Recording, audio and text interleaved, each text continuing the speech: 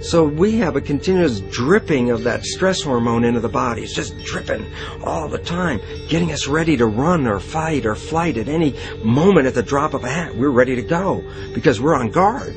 Well, the problem is, what does that mean about your allocation of energy? And it says, we're spending most of our energy in protection. You cannot survive if you're in protection all the time.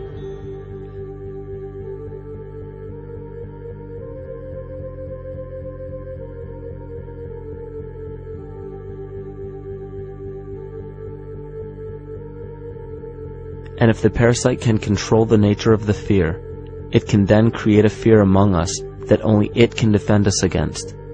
A recent physical manifestation of this comes from Zbigniew Brzezinski, former Secretary of State who also supported President Barack Obama. In his book, The Grand Chessboard, he states, as America becomes an increasingly multicultural society, it may find it more difficult to fashion a consensus of foreign policy issues, except in the circumstance of a truly massive and widely perceived direct external threat.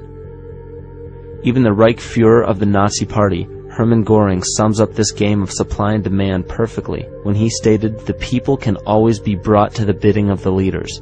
That is easy. All you have to do is tell them they are being attacked and denounce the peacemakers for lack of patriotism and exposing the country to danger. It works the same in any country. It also works the same in every individual psyche. Just remember that the false ego has only one desire: to become greater and more powerful than the true self. This illness causes us to believe that we are separate from nature. This is why we see such a rise in the dependency of technology. This is why we see such little stewardship for the earth and the environment.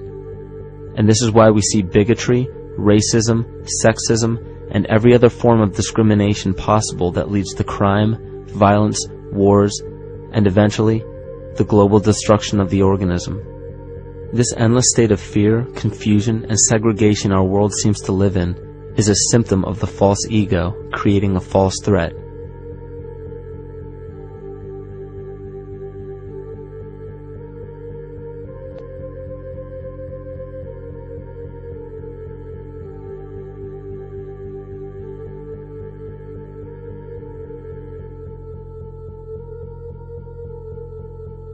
Many of the United States presidents have blood relations with each other. The Bush lineage has blood ties to a great number of former presidents. George Washington, Millard Fillmore, Franklin Pierce, Abraham Lincoln, Ulysses Grant, Rutherford Hayes, James Garfield, Grover Cleveland, Teddy Roosevelt, William Taft, Calvin Coolidge, Herbert Hoover, Franklin Roosevelt, Richard Nixon, and Gerald Ford. Michael Tsarion points out in his work that Bush is closely related to every European monarch on and off the throne, and has kinship with every member of Britain's royal family. Bush's family tree can be documented as far back as the early 15th century.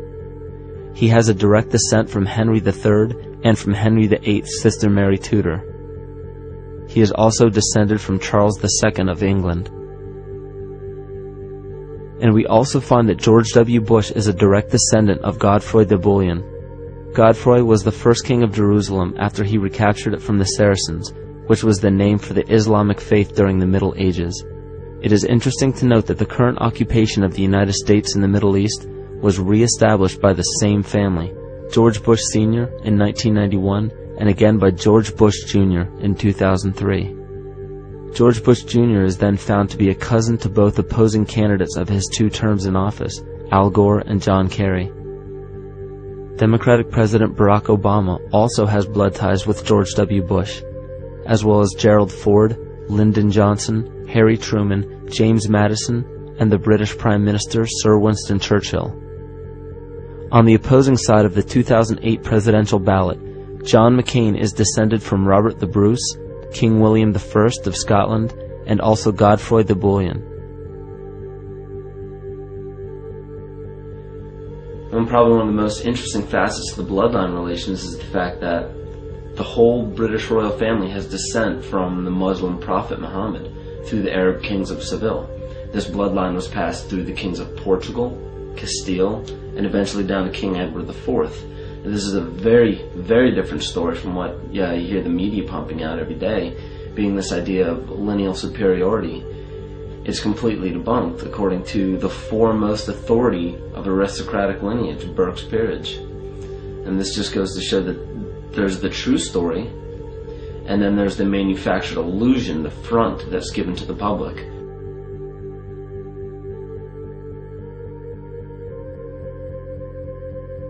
These blood ties go on and are documented thoroughly through literature such as Burke's Peerage and other comparable books.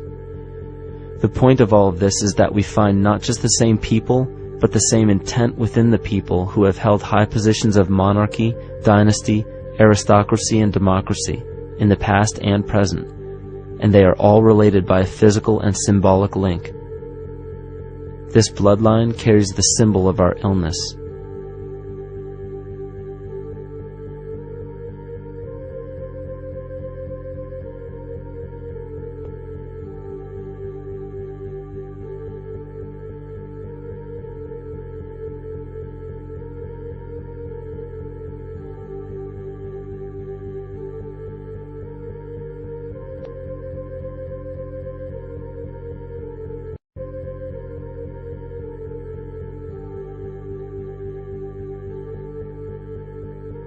The symptoms of our psycho-spiritual illness are the wars, terrorist attacks, artificial or man-made disasters, and leader figures. As long as the people remain oblivious to their inner drives and inner nature, they will always fail to recognize why these events take place and why these figures rise to such powerful positions. The reason why we have failed for thousands of years to conquer these archetypal rulers permanently is because for thousands of years we have been fighting the symptoms of an illness and not the root cause. For every corrupt government that falls at the hands of a revolutionary, oppressed people, 2 more will rise in its place every time, because the root cause of a corrupt government does not exist in the individual leading that government. It exists within the psyche of every individual, because an unaware host to a deadly parasite will do anything to avoid accepting his own incapacity for freedom.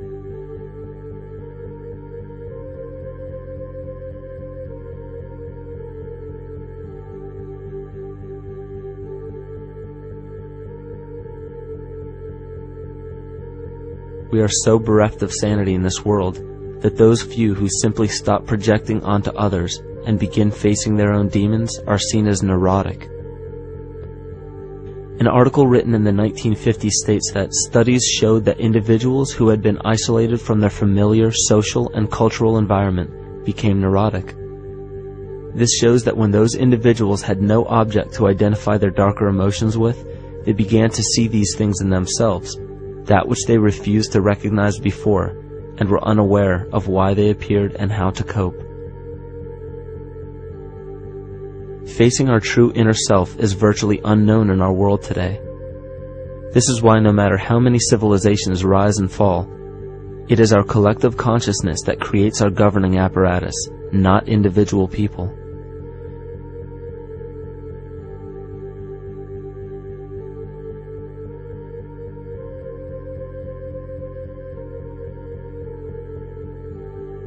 And after countless attempts, you would imagine that people would realize that a physical retaliation may not be the solution. Yet here we are, thousands of years later, with technology that can clone DNA, vehicles that can break the sound barrier and probe the depths of space, and science that can overcome almost any sickness. Yet we still fail to take notice to the importance of thoughts and consciousness. This is the very definition of insanity. And every single one of us is responsible for this psychic epidemic, because we're killing the messenger and paying no attention to the message.